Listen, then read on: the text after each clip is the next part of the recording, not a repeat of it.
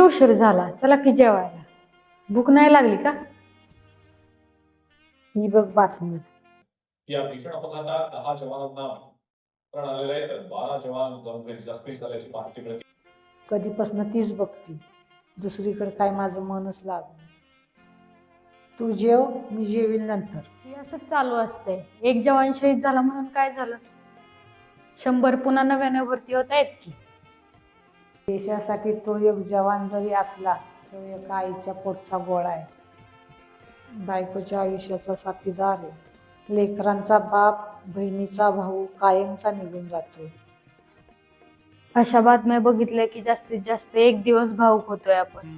विसरून जातोय की एका फौजीनं अख्खं आयुष्य दिलंय आपल्या देशासाठी. एक दिवस नाही तर प्रत्येक दिवसच आपण त्यांच्या भरोश्यावर बिनधास्त जगतो.